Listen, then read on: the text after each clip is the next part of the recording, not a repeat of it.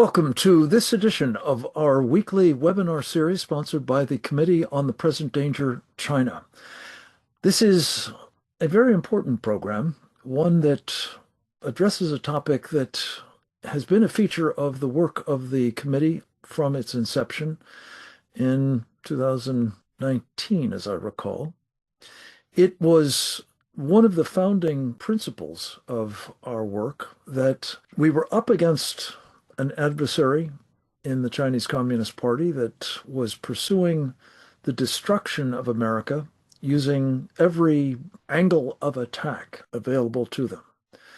This gave rise to the characterization of the war we were in as unrestricted warfare, a term used by two very prominent Chinese colonels who wrote a book of that name, essentially laying out the plan of attack of the Chinese against us. And indeed, what they prescribed, what they described, is what has eventuated.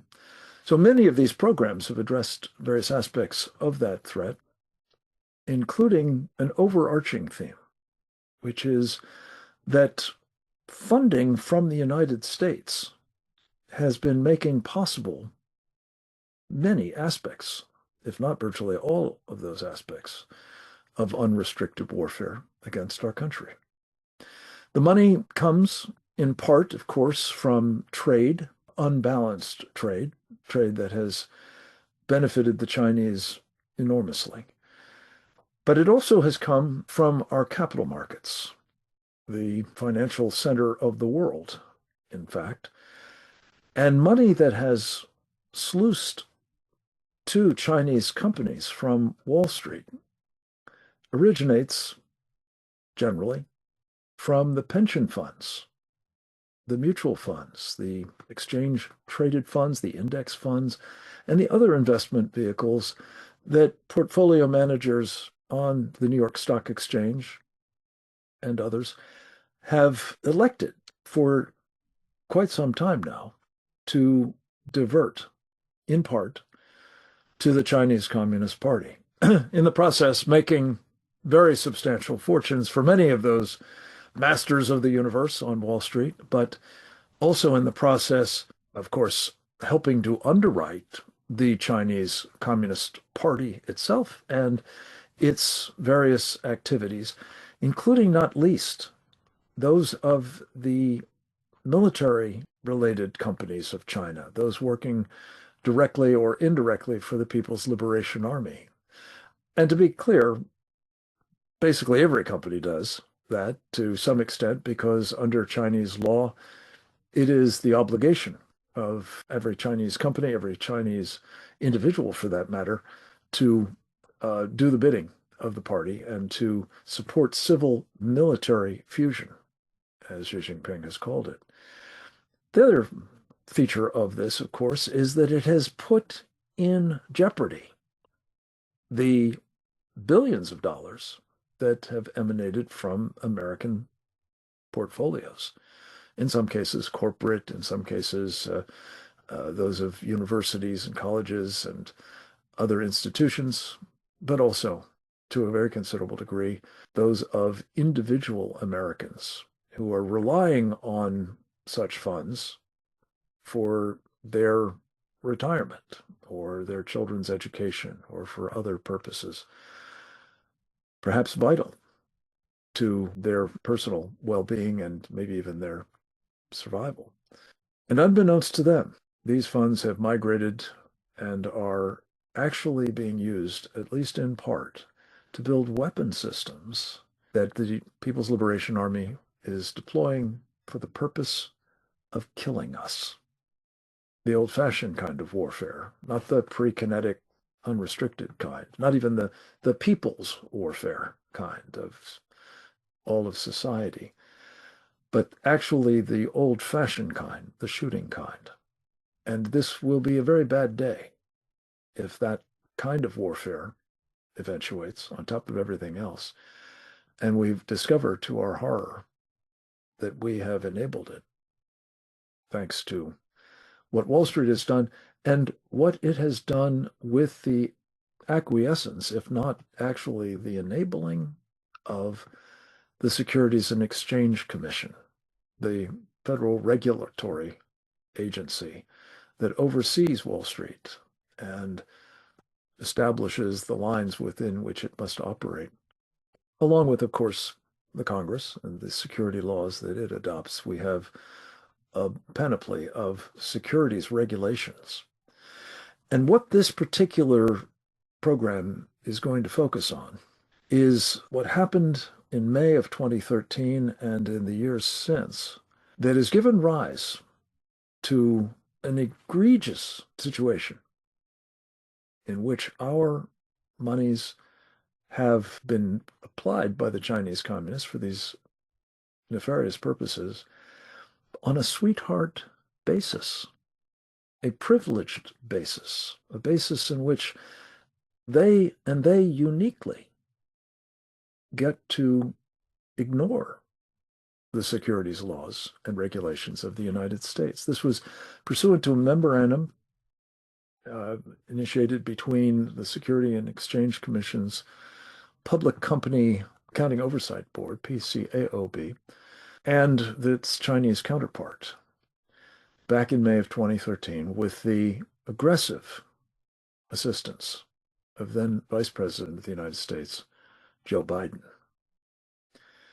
And by some estimates, the result of this sweetheart deal, this privileged access, no American company can legally ignore securities laws and regulations, of course. No other company elsewhere around the world can do it either. Only the companies of our mortal enemy, the Chinese Communist Party. We're going to talk about this extraordinary, anomalous, bizarre, some would use even stronger terms, and will in the course of this program, to describe this memorandum of understanding and the fact that it continues to operate under the chairmanship of Paul Atkins, the relatively recently anointed chairman of the Securities and Exchange Commission. To set the stage for this conversation with some of our finest national security-minded experts on the Chinese Communist Party and, well, this security of our country more generally, we're going to have, with the permission of our friend Gordon Chang, and I hope the support of our friend Maria Bartiromo, a clip from an interview they conducted yesterday, as we speak, on Maria Bartiromo's Fox Business program, Mornings with Maria. It is a fascinating insight into the problem that we will explore in detail and its implications for you. But I also spoke with the Securities and Exchange Commission Chairman Paul Atkins this week. We met on the floor of the New York Stock Exchange, and we talked about disclosures. He wants to make it easier for companies to go public. But when talking about disclosures, I asked him about disclosures from Chinese companies that are traded on U.S. exchanges. Watch this. So if a stock is on one of the entity lists in America, should an American investor buy that company? Well, we have those sorts of things. You know, the Treasury and the Defense Department and whatnot that put out lists of firms that are under sanctions or whatever. But so those are obviously cases that under law, you know, they're treated differently. I'm talking about other sorts of, you know, foreign private issuers that again have a different type of setup where they are incorporated outside of China. Operations are still there or somewhere else, you know, in Asia, and then you know, their primary listing are here in the U.S. You know, Gordon, I think we hit on a very, very specific vulnerability here in this whole relationship. I mean, if you've got Chinese companies that are sanctioned already and on Pentagon entity list, how do you make the case that it's okay for an investor to buy that stock? Well, you can't. And you asked an important question of the S.E.C. chairman, and the S.E.C. chairman did not give you an answer. Clearly, if a company it poses a national security threat to the United States that is so serious that it's on the Commerce Department's entity list, which means no American can deal with it without permission, then of course it shouldn't be traded on American exchanges. Because basically, we're financing companies that we say are a threat to the United States and to the American people. I don't understand how we can permit that. Yeah, which is why we did an entire series of specials on Fox Nation called Underwriting the Enemy, which is what we're doing. We're underwriting the enemy. But, Gordon, you know, President Trump has said before, look, I don't want to put China out of business. I don't want to destroy China. I'm not going to. And this is a huge piece of business for Wall Street firms. I mean, if you go ahead and take these companies that are Chinese companies off of the exchanges in America, you're removing the deepest, most liquid capital markets in the world for China. And that's going to be a very significant move should President Trump ever do that. And it certainly is going to be a very significant move to take away that business from Wall Street as well. Well, certainly it is. But we got to remember that these Chinese companies are working and cooperating actively with the Chinese military under this doctrine of military-civil fusion. And so these are companies that are helping to kill Americans. I know it's a difficult issue for Wall Street, but ultimately we can't send men and women into battle and say, oh, by the way, we finance the bullets that are being shot at you. Right. It's just absolutely wrong. Yeah. Oh, by the way, my wrong. family has, you know, shares in the company that makes that gun that is pointing at me right now. It's just unbelievable. Gordon, thank you. Great analysis as usual from you. Good to see you. I want you to reflect on what the Securities and Exchange Commission chairman, Paul Atkins, said to Maria Bartiromo. It wasn't just a non-answer. It was basically gobbledygook. It was blowing smoke. He did not want to address the very important, very pointed question that was put to him. Should companies, among others, that are blacklisted by the Pentagon and something known as the 1260H list, as Chinese companies operating in the United States, be allowed to engage in transactions, whether they're listed on our exchanges or they're simply trading there, and thereby be funded by American investors? The answer, certainly for the Committee on the Present Danger China, and I suspect any sensible American would be, no. We don't want to be doing that. So we're going to explore what it means that we are doing that that is an ongoing arrangement. And while the Securities and Exchange Commission chairman has talked about applying more scrutiny to these Chinese companies, and thereby signaling that he proposes to tighten up in some way on what they're doing in our markets. The bottom line is, as long as this memorandum of understanding remains in place, whether it's been amended or not, we can discuss, but as long as it remains in place, we've got a problem. And we're going to talk first by video with a man who has spent much of his professional life serving our country, both in the uniform of the United States Army and as an undercover operative of the Central Intelligence Agency. His name is Charles Sam Faddis, and he has distinguished himself, I believe, by both that service, of course, but also in what he has done since he came in from the cold, as it were, to continue to serve the American people by raising the alarm about what is being done, in some cases in their name, in other cases at their very considerable expense. I had a chance to interview Sam in the course of taping a program with him for our show, Securing America, on Real America's Voice. And we're going to play the clip from that program, part of it, and encourage you to listen intently to what Sam is saying about what is going on here. And again, what it might mean for you personally, as well as for our country. This entire situation I could best characterize as insane. We are already at war with the Communist Chinese. They are in and out of our critical infrastructure. They're doing any number of things that you and I have talked about ad nauseum already to weaken us, tear down our society.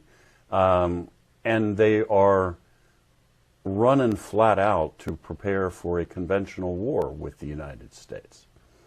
So here are these guys, our number one enemy on the planet, who wish our demise.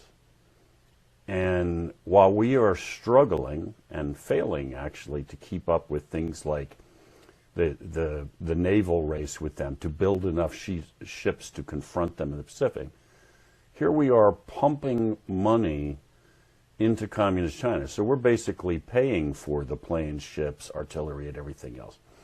And then on top of it, this element that you've touched on, which is we're not even requiring these companies that are listed on our stock exchange to, in any meaningful sense, pass the test that every other company has to pass. So, we have given our enemy special access to American financing. We have made it as easy as possible. It is completely mad. I mean, to be honest with you, I don't think Chinese companies ought to be listed on the stock exchange at all. I don't understand why we're sending American money at all to invest in communist China. But good Lord, as a minimum, they certainly would have to pass the test, like in terms of standards. Who are these guys? Where's the money going? All the things that we require of everybody else at an absolute minimum. The idea that they have a privilege that we don't give to American companies. And look, you talk about statements now made that we're going to try to hold their feet to the fire, or we're going to, require them to be a little more meticulous. I mean, that kind of stuff with the communist Chinese is absurd, right? It's a waste of time. What are you talking about? Everything is fraudulent and everything is a lie. So what are you doing? You're just doing something for the appearance of it, and it has no meaningful impact at all. There's a practice in Wall Street that people who are not listed, at least if they're Chinese communist companies, can still trade in our markets. So the number that are listed is relatively small, 250 or so, I think. The number that are traded there, including these so-called A shares, run to the thousands. But to your point, Sam, we are not holding them to the same standards that American companies, or for that matter other countries' companies, have to meet in terms of transparency, in terms of accountability, in terms of governance. In short, to try to assure that American investors are not simply defrauded by these people. That's the purpose for the body of our securities laws and regulations. How can it be that they're given a pass on having to apply all of those? The immediate answer in regard to when Joe Biden assured that this would be the case was that there were massive amounts of Chinese money that were handed over, right? This is the guy who took his son Hunter with him on the famous, I think it was 2013 trip, and then Hunter somehow magically came back with, if memory serves, $1.5 billion in money from the State Bank of China. So, and unfortunately, I mean, in terms of allowing them to access or be traded on the stock exchange at all, the unfortunate truth is a lot of Americans are getting rich off of this. But what they're getting rich off is our demise. They are, in the short term, they're buying another house and another yacht. In the not so long term, we're all going to pay the mortal price for this. I think it's probably a fairly small number, actually, certainly compared to the number of people whose pension funds or mutual funds or exchange-traded funds or other, rainy day college funds, whatever, are being migrated, at least in part, to communist China. And they will be impacted for sure if things go wrong. In fact, there's now increasing, evidence that they'll lose everything if we do, in fact, find ourselves in that shooting war that you say is increasingly what the Chinese Communist Party are preparing themselves to engage in. So, I mean, this is wrong on every level. And I guess I'm asking whether you would join me and I think our Committee on the Present Danger China, of which you are a very important member, in calling on Paul Atkins, the chairman of the Securities and Exchange Commission, to exercise the 30-day and out notification to the Chinese that we're ending this sweetheart deal arrangement. Without question. He should make that announcement today, and it should have happened a long time ago. And you're absolutely right. When I say a lot of people, I mean, what I mean is a group of individuals at the very top of our economy who have decided to climb in bed with the enemy. The average person out in small town America or Main Street America is getting screwed out of all of this, as usual. Thank you. This is, as usual, the kind of clarity that we hope to bring to our conversations with Americans who, by and large, are not clued up about the nature of the threat we face, let alone how far it is metastasized, with our help. I'm going to get another perspective on this from another of our Committee on the Present Danger China members, an extraordinary, retired now, naval intelligence officer by the name of Captain James Fennell. He had, in his time in the service, a very prominent role as one of those warning about the threat that was emerging. Yes, the military threat, not least from the Chinese Communist Party. He became the chief of intelligence and information operations for the U.S. Pacific Fleet, the post from which he retired. And he has continued ever since to raise the alarm, both through a very important Google chat group, as well as through his writings, notably as co-author of a best-selling book, Embracing Communist China, America's Greatest Strategic Failure, and his columns at American Greatness. We spoke with him also earlier in the week for our Securing America program, and we have an edited segment from that program, and we'll play it now. Just as an American taxpayer myself, it irks me to hear the S.E.C. chairman say that there's evidence that the Chinese are violating our rules. Essentially, they've been allowed to cheat and steal from Americans in our stock exchange that many of us invest in for our retirements and for our personal security. So that irks me, one. Two, we know companies like Temu and these other Chinese companies that bend the rules and get in under the regulation up until now, or if you sold something for less than $800 or $900, you didn't have to pay taxes. Well, everybody else is paying taxes. It's just another example of the cheating. So all this cheating is going on. It's stealing from Americans in that sense. And then on the other side, what happens with all that American money, that foreign direct investment that goes back to China, goes back to the Chinese Communist Party? Well, it goes into, in part, the People's Liberation Army. And I have witnessed, and you've witnessed, the largest military modernization program over the last quarter century by the PLA.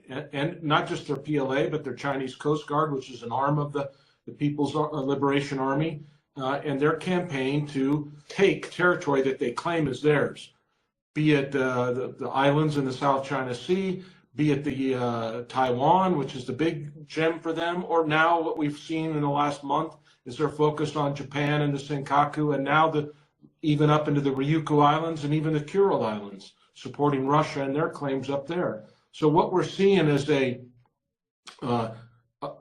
communist party that has an ideology that stands 180 degrees against the American system, the American philosophy, the American belief in life, liberty, and the pursuit of happiness. They are against that in the sense that they believe in the power of the state, and the power of the individual is subservient to the state in all cases.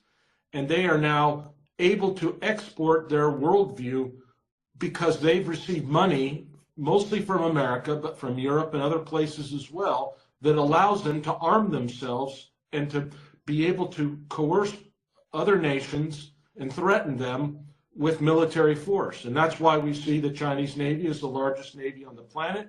It has the largest number of anti-ship cruise missiles, hypersonic cruise missiles. It's got, a growing number of submarines, aircraft carriers. Their third aircraft carrier was just commissioned here last month. A fourth one is on the way. There's reports today that a Chinese expeditionary strike group led by a Type 075 amphibious assault or landing helicopter LHD is gone into the Philippine Sea. This will be the first time ever that an expeditionary strike group, it's a four-ship group, has gone into the Philippine Sea out of the South China Sea. They've already done that with their carriers over the last several years. They're operating on a daily basis. There's a report out today from Reuters that says there's 90 to 100 Chinese ships and Coast Guard vessels that are operating at sea right now today in the first and second island chains of the Western Pacific.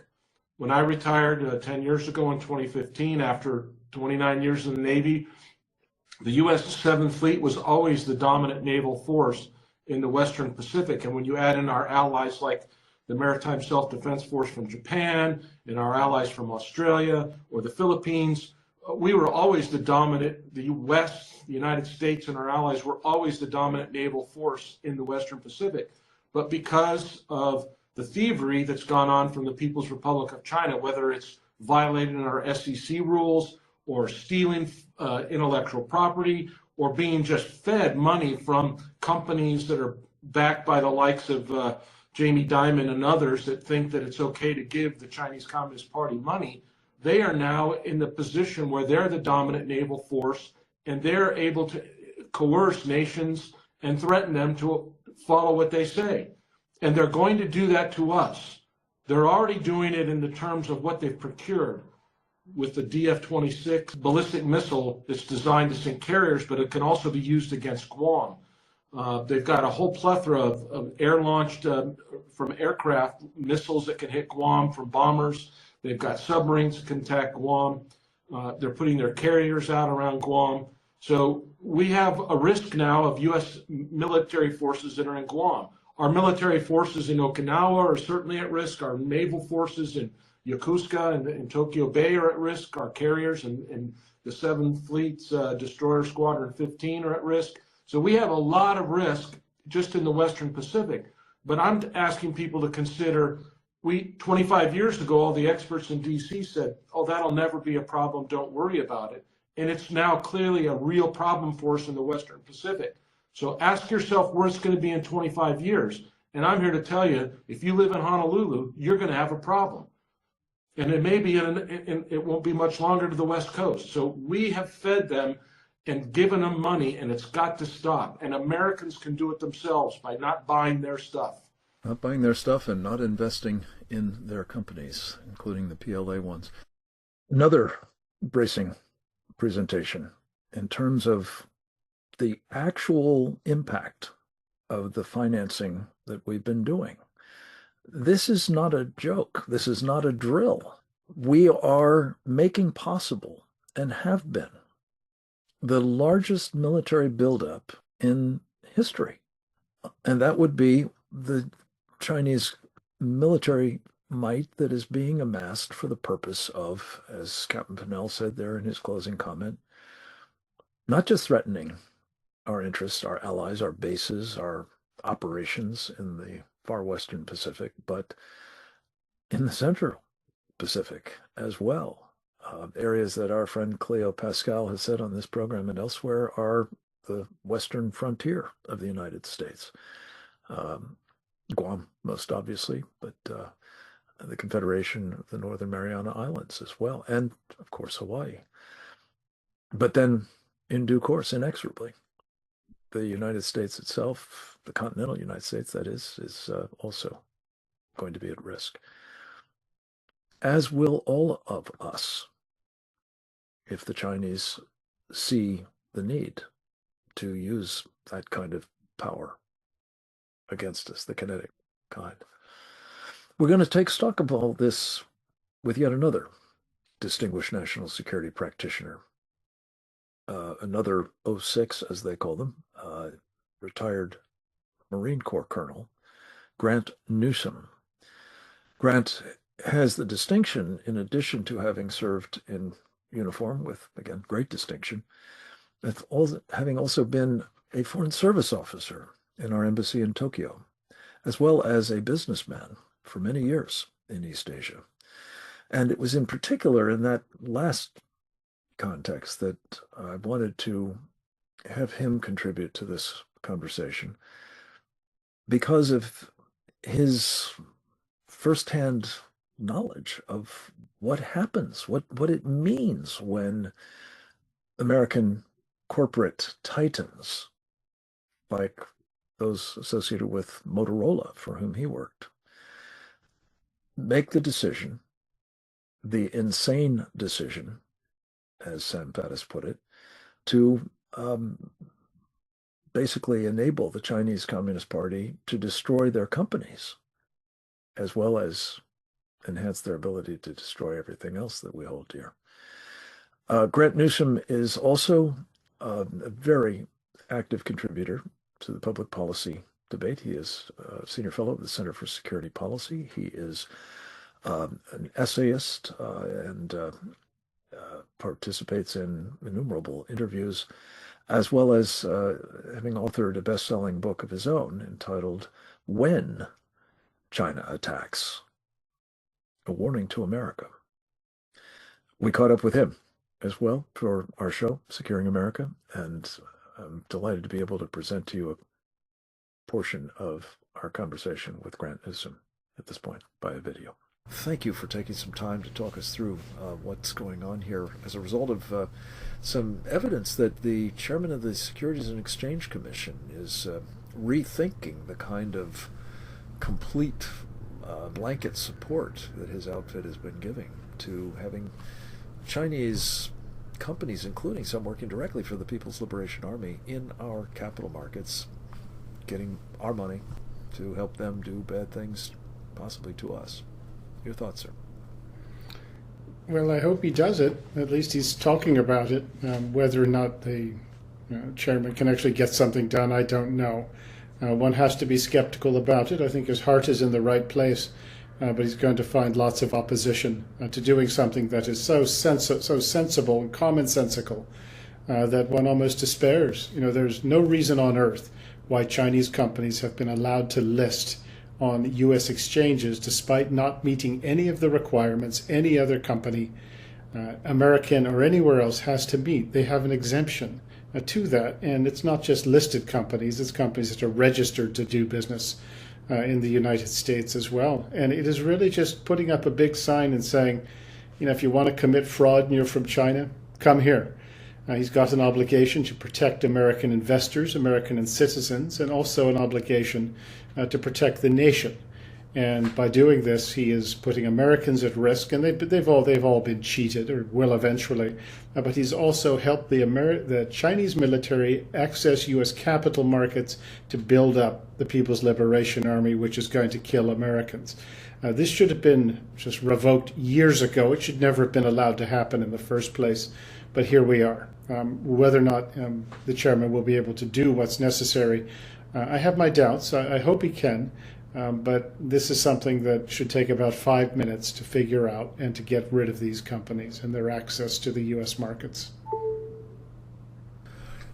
Colonel, what do you say to people who would have us trust these sorts of decisions, if not to the chairman of the Securities and Exchange Commission, to people like Jamie Dimon of J.P. Morgan, or Brian Moynihan of Bank of America, or their counterparts that think it's just absolutely ducky to be putting our money into these Chinese companies?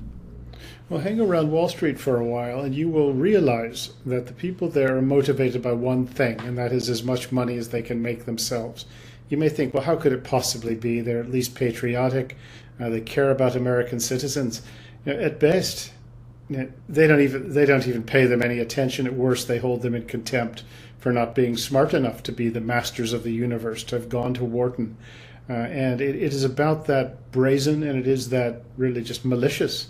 Actually, I remember one fellow commenting on it, saying, about the top dogs, and he said, look, they would sell out their mothers if the price was right. And it sounds glib, it sounds excessive, but I really don't think it is. When you conduct IPOs for companies that, like Cattle, the Chinese battery maker that is on Department of Defense blacklist, as I recall, it has ties to the People's Liberation Army, and J.P. Morgan and Bank of America handled the IPO the other day. Another prominent firm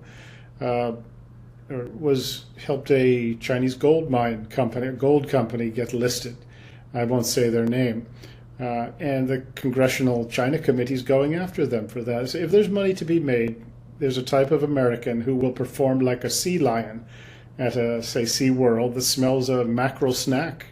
And it is about that bad. The amorality of these people is something that you cannot overstate. So leave it up to the businessmen, and you can imagine what's going to happen to the United States. It's such an important point.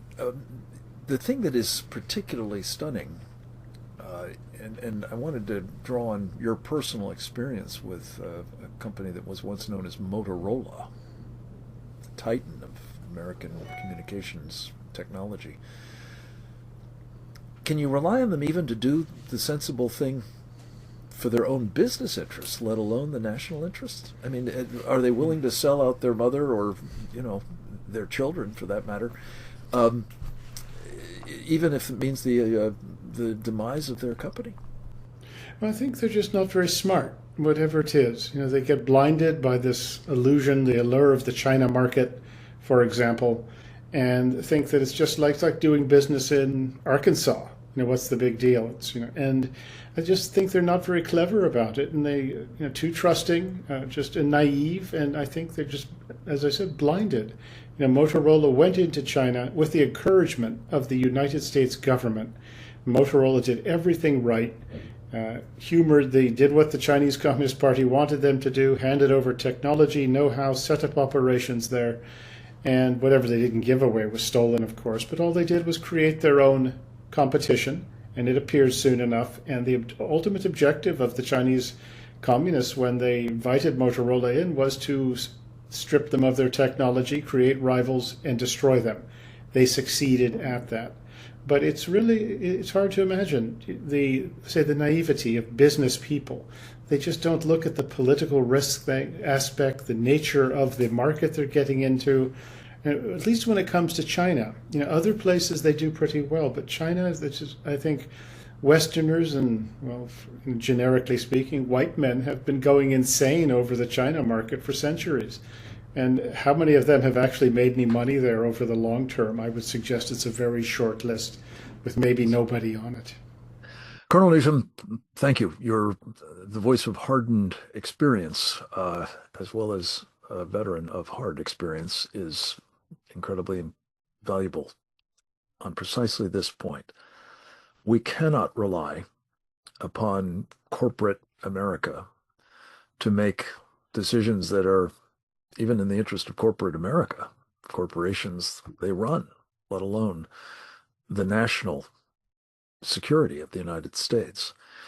And I fear that that applies to those who are widely seen as captured regulatory agents in places like the Securities and Exchange Commission. I want to give some approbation to the current chairman for at least signaling that he's interested in coming to grips with the fact that this is not working out. What we have been doing, what we have been enabling, what we have been underwriting is fueling our demise and has to be subjected to corrective action. We are, of course, especially focused for this discussion, at least, on this 2013 Memorandum of Understanding. And to put a fine point on what Sam Faddis sort of alluded to there, it is worth noting that pretty much 6 months after that May 2013 Memorandum of Understanding was finalized with the active engagement of Joe Biden, he hived off to Beijing with his son Hunter onboard Air Force Two. And when the official meetings were done, Hunter came back a few days later with something on the order of, as I recall, $1.2 billion of Chinese money to invest. Again, to invest for their benefit, not ours. I will leave to you to conclude whether that might have been a quid pro quo of some kind or not. But certainly on the basis of what we saw with Joe Biden in other settings, by some estimates, $32 million having been given to him by Chinese intelligence operatives. This may have been part of the deal as well. As we hope Chairman Atkins looks afresh at what needs to be done here, we canvassed some of our most important contributors for ideas. And I've got a list. Before we go to our final guest, who's deeply knowledgeable about the ways of Wall Street, having been one of its top performers, let me just read a few of these items. There's the matter of so-called variable interest entities. If you made any sense at all of what Paul Atkins was talking about with Maria Bartiromo in that discussion of companies that operate in China but have incorporated someplace else and get into our markets, I think he was thinking about VIEs, many of them chartered in the Virgin Islands, the Cayman Islands, rather, where they can operate with impunity and without transparency with respect to their mothership, let alone any accountability. We have the fact that U.S. asset managers have embarked upon joint ventures with Chinese banks, most of which are in deep financial trouble. We have the issuance facilitated by American banks of dollar-denominated Chinese sovereign bonds, means of essentially printing hard currency, to my way of thinking. We have A shares. I mentioned the difference between listing and trading. Many of the companies that are not listed but that are nonetheless traded are in the form of these A shares out of China. And there's essentially no transparency or accountability, no serious, rigorous assessment of their governance arrangements, for example, that are expected if American investors are going to be putting money into things on our capital markets. We have the thrift savings plan, which opened up a mutual fund window a while back, and sure enough, the Chinese were able to get in to the pension funds of American government employees, civilian and military, as a result. We have a lack of risk exposure data about what is really on the line here with the Chinese. Some say maybe as many as 100 million American investors are exposed. Most of whom, as I say, I think have no idea that that's the case. We have companies like Crane Shares, which had represented itself as an American fund manager operating on Park Avenue in New York City, which reportedly forced U.S. employees of the company to take an oath of allegiance, wait for it, to the Chinese Communist Party. Turns out to have been a Chinese enterprise, and it's now being subjected to lawsuits by at least one of those employees. We have the important issue of the U.S. index providers scarfing up things like these A shares, throwing them into their products, again, without any due diligence as to the nature of these companies, let alone their viability, and inducing American investors to think that, well, it's just an index fund which has got emerging markets in them, and what's to worry about if they are clued up at all. This is a short list of the kinds of things that the chairman of the Securities and Exchange Commission, Paul Atkins, if he is serious about scrutinizing what these Chinese companies are about, how they're operating, what it means in terms of risk to our investors, the kind of risk that the SEC exists, we're told, with those securities laws, with those regulatory actions to protect. And I'll just leave you with this last thought. This idea that, as Gordon Chang and Maria Bartiromo discussed, even companies that are blacklisted by the United States government, whether it's that 1260H list of the Defense Department or whether it's the entities list of the Commerce Department or whether it's the OFAC list or some other out of the Treasury Department, if it means anything at all, that there is a problem with them that warrants putting such Chinese companies on one or the other of those lists, in some cases, multiple lists, it should mean that you not only can't do business with them, but you can't be keeping them in business by financing them. This would seem to be absolutely self-evident. And I would like to say right here, right now, that we call upon Chairman Atkins to take this list and act on it. Don't just pay lip service to the idea of scrutinizing what the Chinese are doing. Take action to stop them from doing this to the obvious detriment of our country as well as the investors involved. Well, to close this out, I couldn't be more pleased that we have with us a man who, as I said earlier, not only knows his way around the capital markets and Wall Street, he has been extraordinarily successful in specifically healthcare-related aspects of the industry, first with the Carlyle Group, of which he was a managing director for a time, and subsequently with his own operation known as NGN Capital.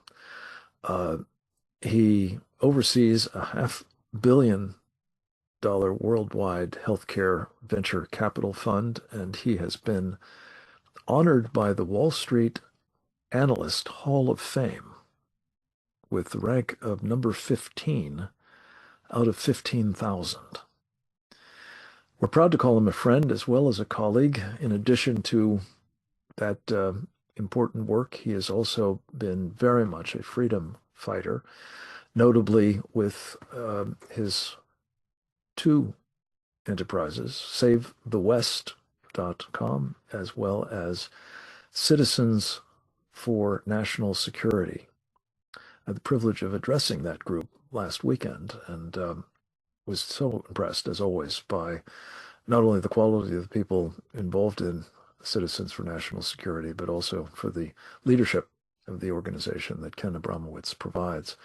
Last but hardly least, he is the author of The Multi-Front War, Defending America from Political Islam, China, Russia, Pandemics, and Racial Strife.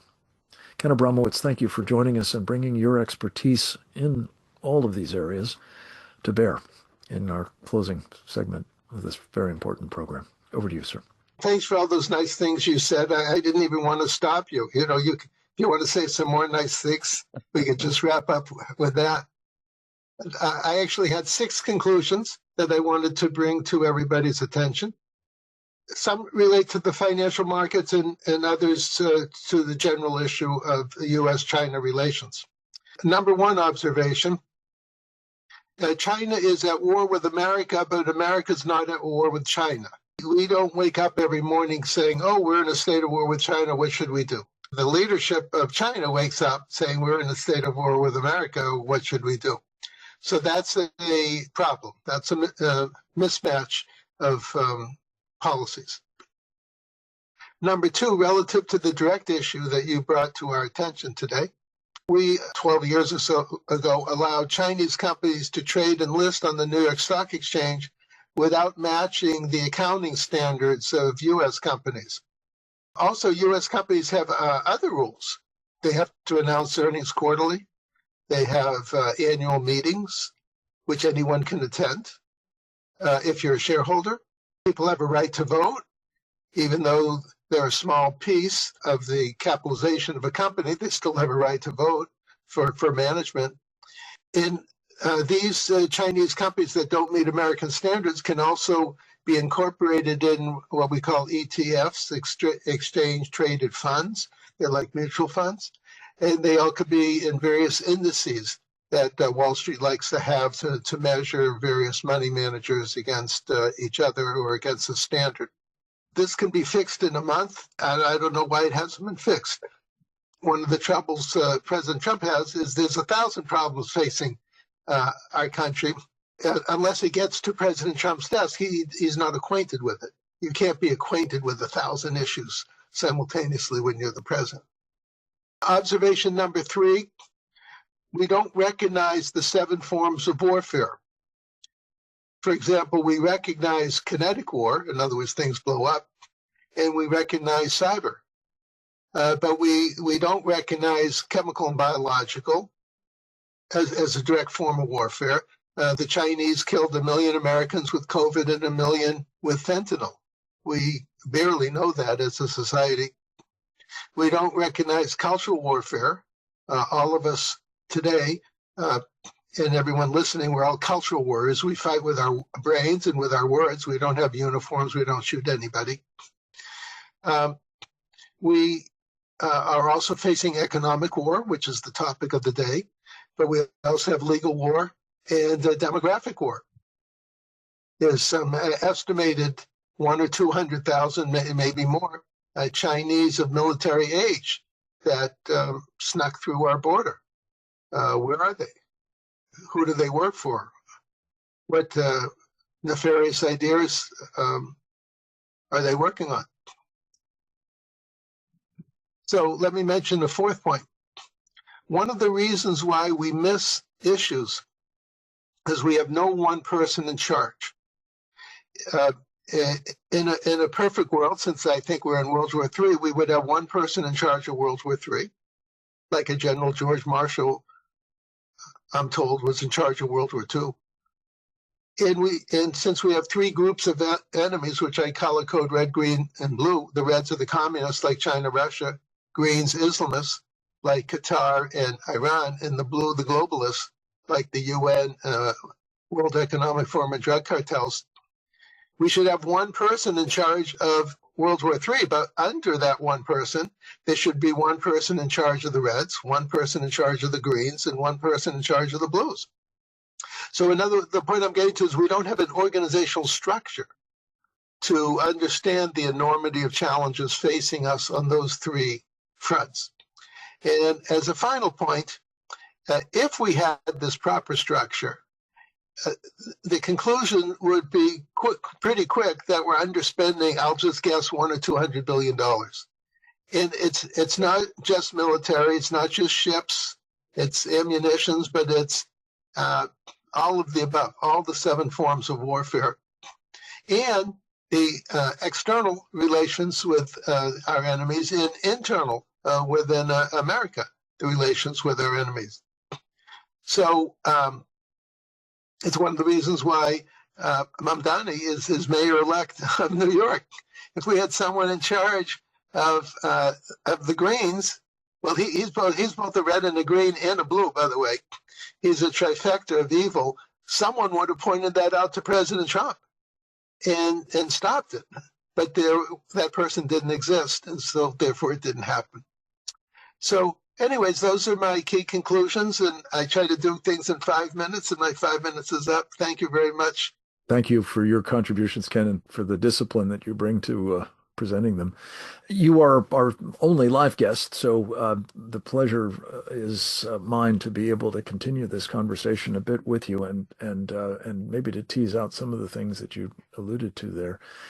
Obviously, you are a man who knows, as I said, a lot about financial matters.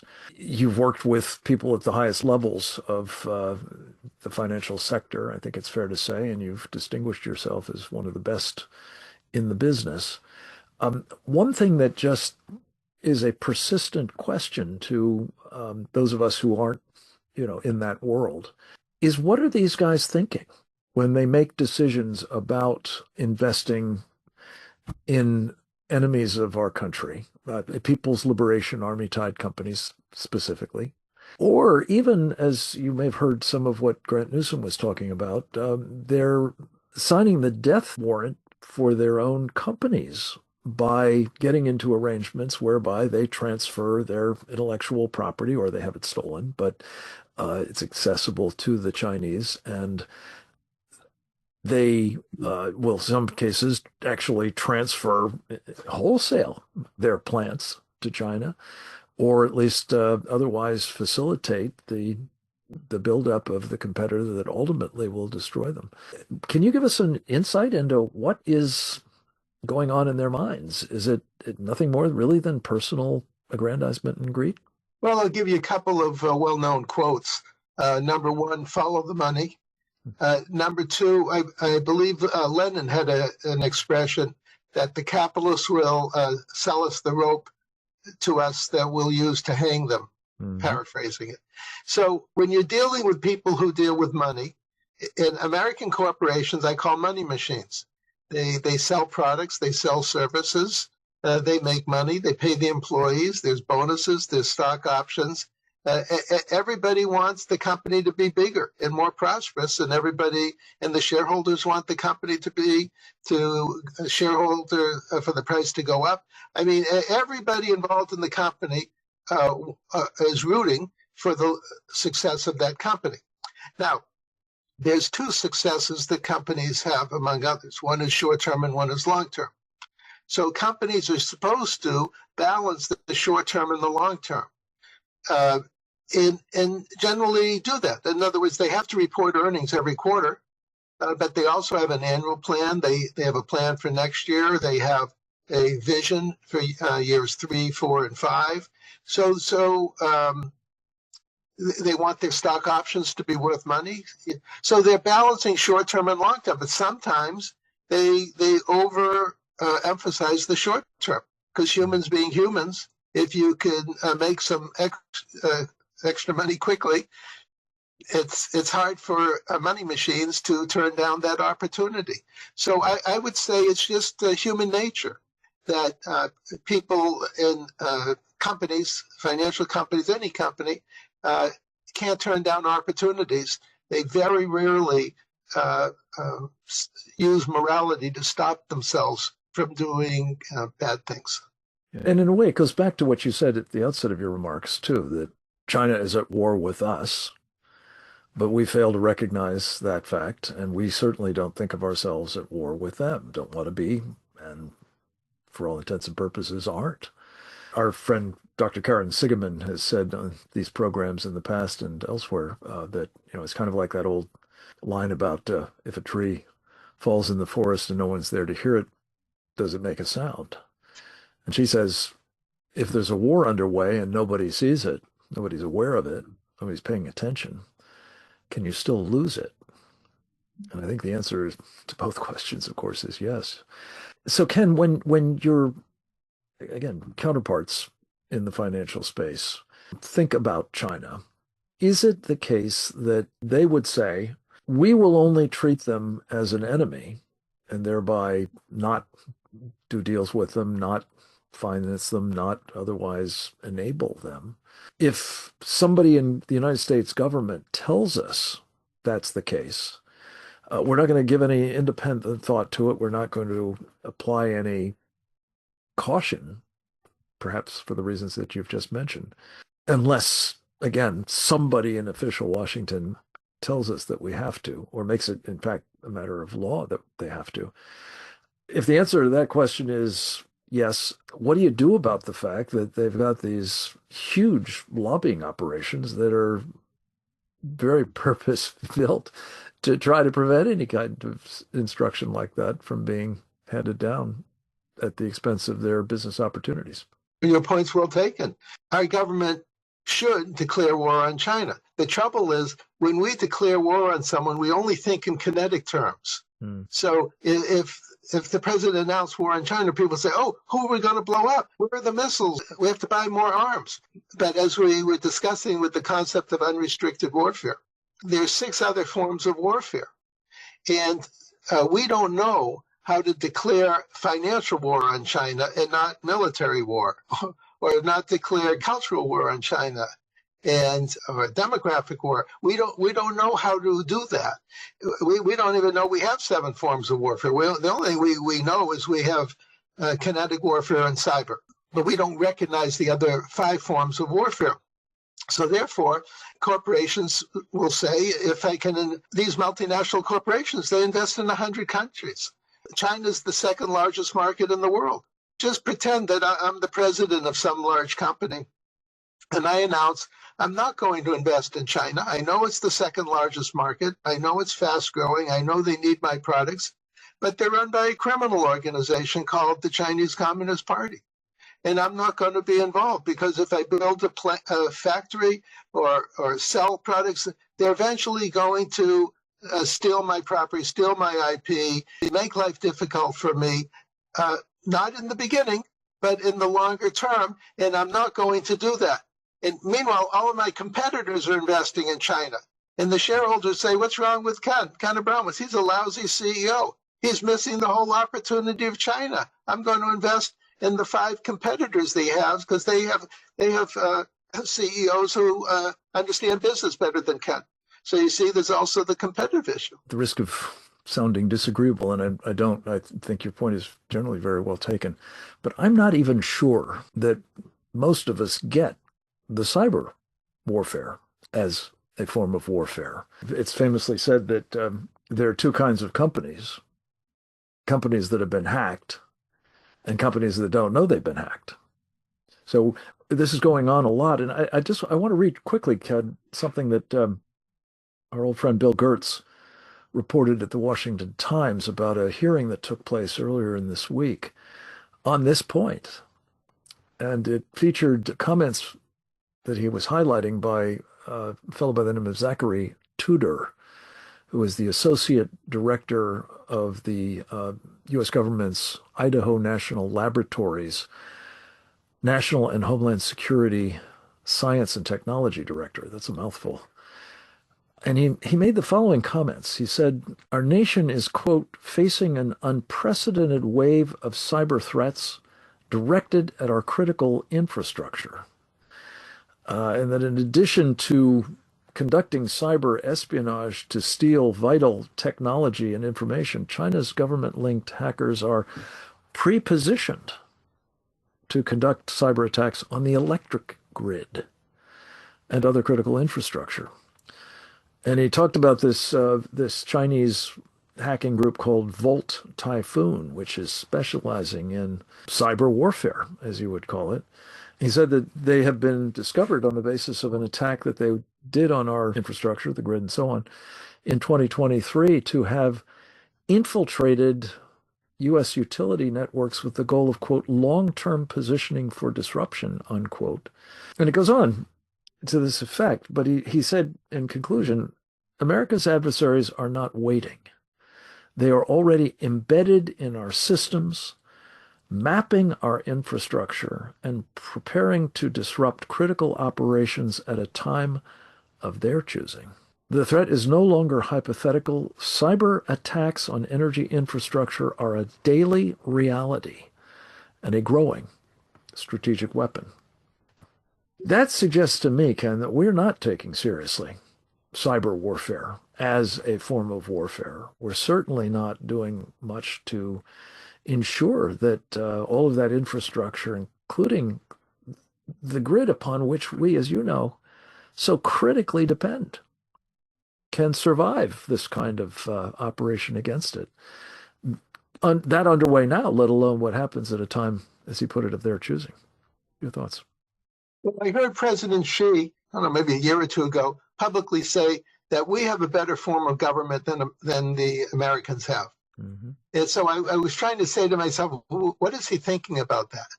Well, they're a top-down society, so it's a dictatorship.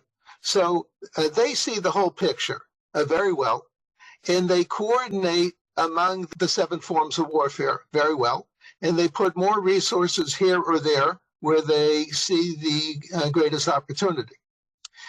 We are more of a bottom-up society. There's not many people who see the whole picture.